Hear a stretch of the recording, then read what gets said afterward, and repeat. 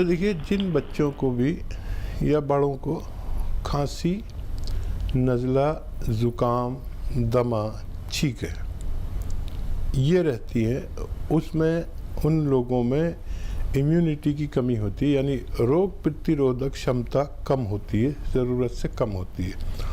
उसको बढ़ाए बगैर हम उनका इलाज नहीं कर सकते। और यूनानी में इसका इलाज है, लेकिन 5-6 महीने भी इलाज करना पड़ सकता है।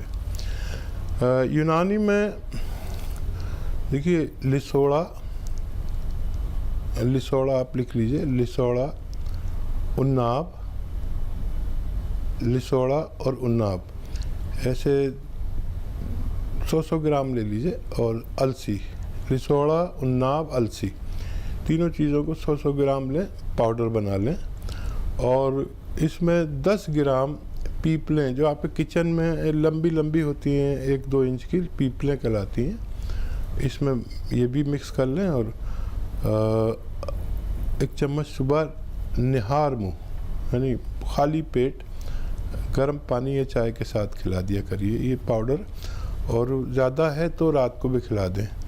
और इससे भी ज़्यादा ज़रूरी है कि आप उसको बाहर की चीज़ें, चिप्स, जो जितनी भी चीज़ें बाहर की मिलती हैं, बच्चे जिनको खाते हैं, उससे परहेज़ कराएं, उससे भी हमें बहुत नुकसान पहुंचता है।